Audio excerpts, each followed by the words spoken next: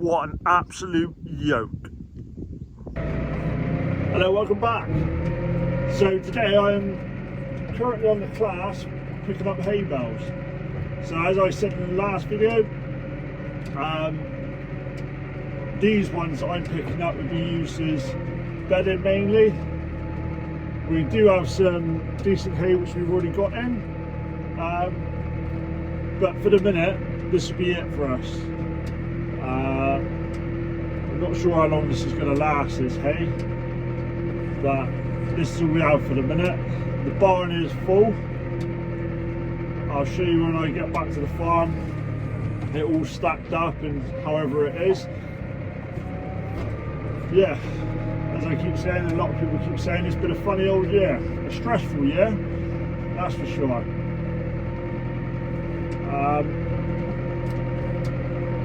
We're still looking to sell those cows, they haven't gone yet. We're probably waiting for a sucker sale, which will be this month, I think it is, or might be on next Saturday. So we still haven't decided when they're going to go. Some of the cows soon need a bit more worming. It is just starting to affect all the cattle now as well, with keeping up with everything. Obviously the worming as well, as they are eating low to the ground. So we'll probably just end up worming some of the cattle soon, and also the young ones. It'd be interesting this year to see how long the cattle stay out for. Where some of our cattle are too down on the moor, the grass has actually been coming back. It's not looking too bad, to be honest. We do need to split the calves off though. So what we normally do, we'll take everything back to the farm, put the cows and the calves next to one another, but obviously split up. We find that is the best way to split the cows and calves. One, they don't get out, and two, it normally keeps them quieter, and it's normally a better way of breaking that bond. So what we normally do is when the calves get weaned off, we will obviously give them cake, so they'll be on 17% cake, protein that is, with hay, as they will probably stay inside for a bit, just so they stay quiet. The cows will go out earlier. The cows will probably stay in for about 3-4 days, I expect, whereas the calves can stay in for about 2 weeks. Yes, you've got to feed them hay and cake inside.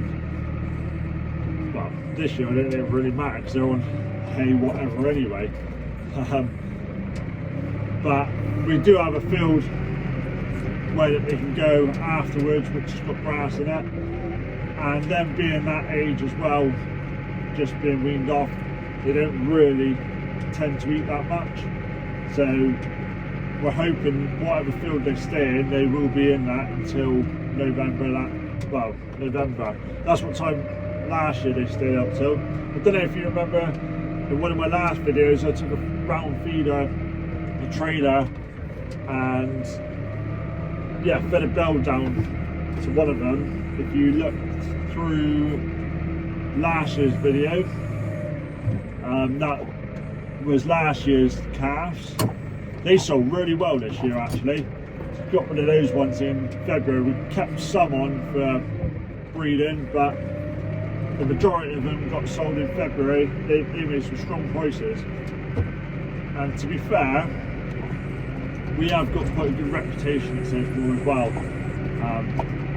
and I'm proud to say that as well. Over the years, people who have bought our animals have been very pleased with them. It's like everything, if you take pride in what you do and what your product is, or cattle, people will look at it and want to pay a good price. Whereas most of the time we do that.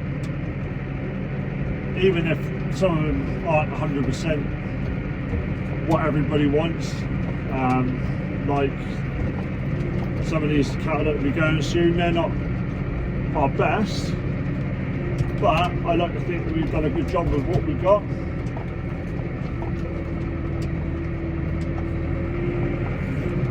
A bit bumpy this field.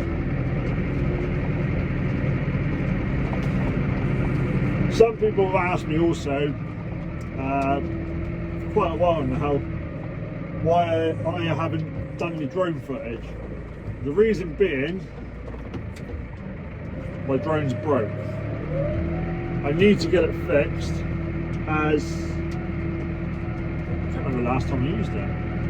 It must have been when I was muck spreading on our little rotary spreader. Yeah, it was actually, that's when I'd done it. It was late at night, well, I think it was about 9:30 at night, and I was flying in the dark, and I wasn't really paying attention to how high the drone was. I was just trying to get a good angle. I thought it was high enough, but down where I was doing the spraying on the moor,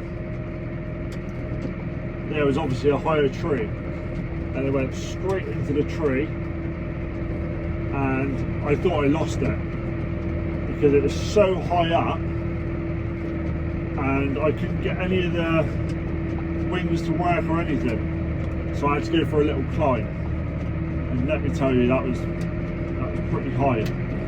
But yeah, basically that's the reason why I haven't done any drone footage. I want to, but I'm not sure how much it would cost to fix it, or who will fix it. That's the reason why there hasn't been any drone footage. It's a lot easier using the drone. I'd rather do it, to be fair, because you can see everything I'm doing and more. Whereas obviously on that, you can only see certain angles.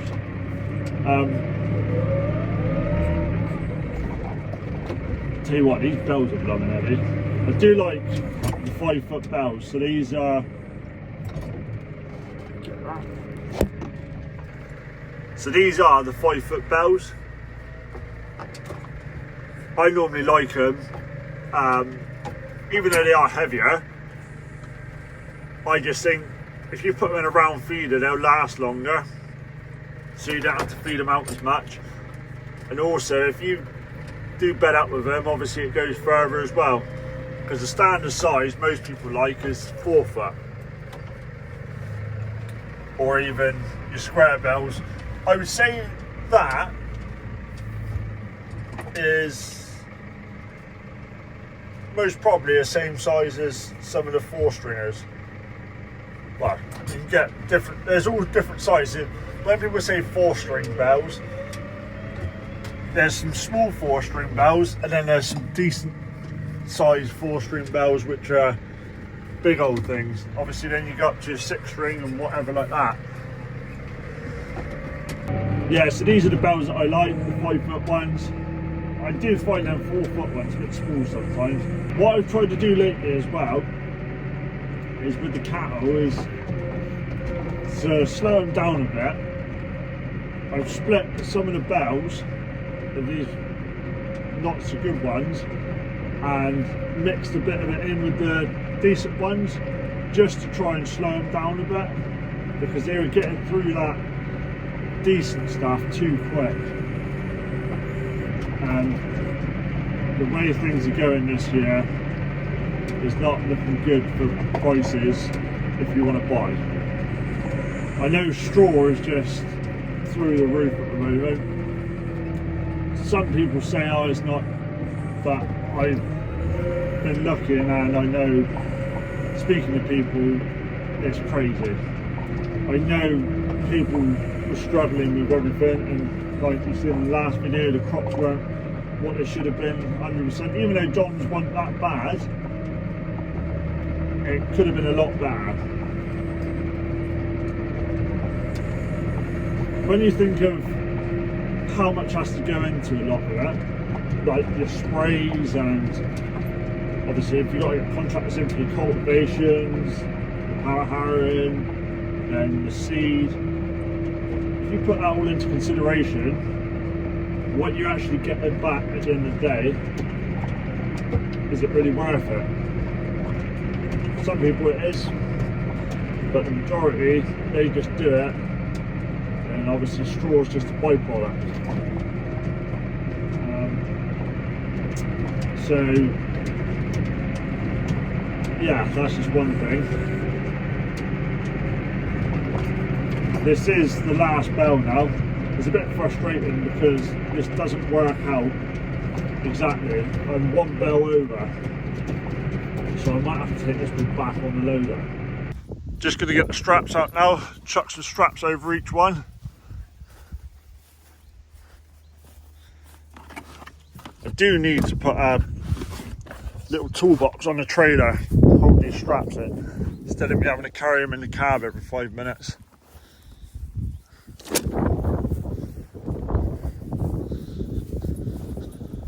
Always keep the drill in the cab as well.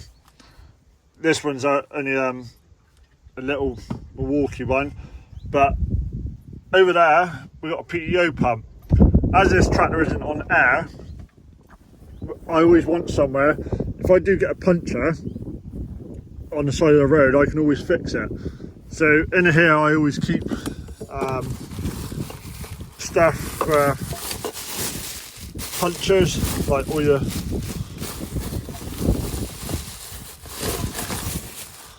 this sort of stuff. So you just drill a hole out, push it in, put a plug in it. We've done one here the other day actually. Before I was about to leave, it was on this wheel here, I can't expect it's at the bottom, little nip there. There it is over there. See it hanging out a bit. Before I left the other day to come and pick all these loads up, it had a little puncture, but I say a little puncture, it had a little puncture, but a big old nail in it. So I decided to pull it out, do it all there, save me having to do it on the road. But it's always good to have one of them pumps just as a backup. It was about, I think it was about 80 odd quid from Mill Valley, but it's definitely handy to have. You can just carry it around with you, easy to do, and you know, if you do have any problems, you can use it. It will reach, if you jackknife the trailer, it will reach the trailer at the back as well. I know you've got to jackknife it, but it's still better than not having anything. Also, I do have the toolbox on the tractor as well. That toolbox is a good toolbox. It's got a hell of a lot in there. Well, you can fit a lot in there anyway.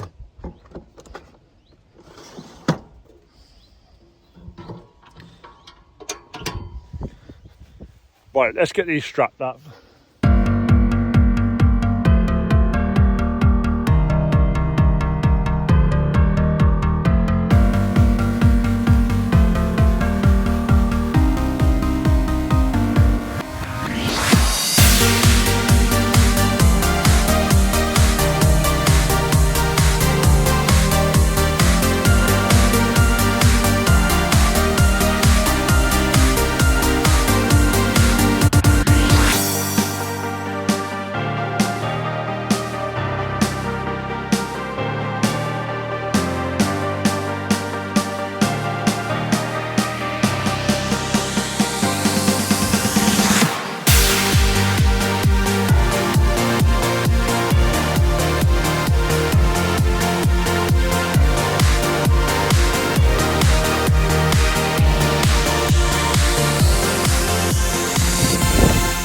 So that's the load there that I just brought back. And that is the barn all stacked up. So there's a bit more room I can fit in there. Won't fill it right up.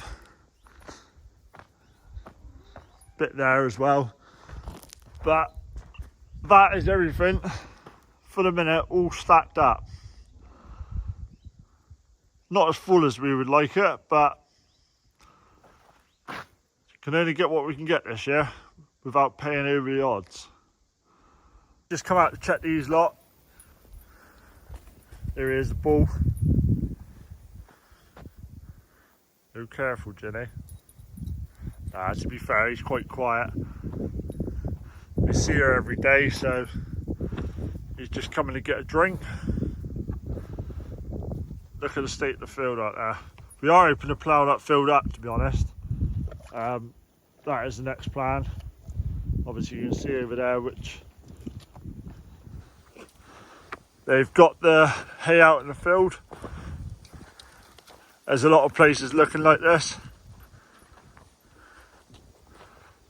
There they are over there in the distance.